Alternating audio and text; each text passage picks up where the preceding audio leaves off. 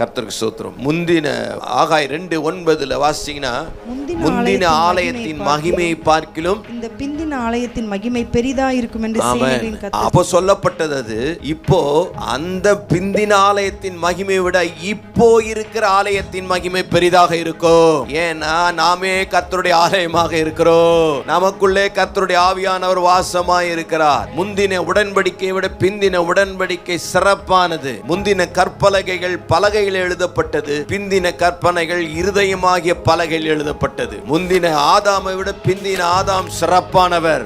முந்தின ஆதாமால் பாவம் வந்தது, பிந்தின ஆதாமால் பரிசுத்தம் வந்தது. முந்தின ஆதாம் மண்ணிலிருந்து உருவானவர், பிந்தின ஆதாமோ வானத்திலிருந்து வந்த கர்த்தர். முந்தின ஆதாம் ஜீவாத்மாவானார், பிந்தின ஆதாமோ உயிர்ப்பிக்கிற ஆவியானவர். முந்தின ஆதாம் பாவம் செய்து மரித்தான், பிந்தின ஆதாம் கர்த்தருக்கு ஸ்தோத்திரம் மரித்து பரிசுத்தமாய் ஜெயம் கொண்டவராய் இதோ மரித்தேன் சதாகாலமும் உயிரோடு இருக்கிறேன் என்று. நீங்கள் நானும் முந்தின ஆதாமிலிருந்து வந்தவர்கள் அல்ல, பிந்தின ஆதாமிலிருந்து வந்தவர்கள். முந்தின ரசத்தை விட பிந்தின ரசம் சுவையாகத்தான் இருக்கும். ஆமென். இன்னும் அந்த ரசத்தை வைத்திருக்கிறீரே. அப்ப பெஸ்ட் இனிமேதான் வரப்போகுது. பக்கத்துல பாருங்க, பெஸ்ட் இனிமேதான் வரப்போகுது.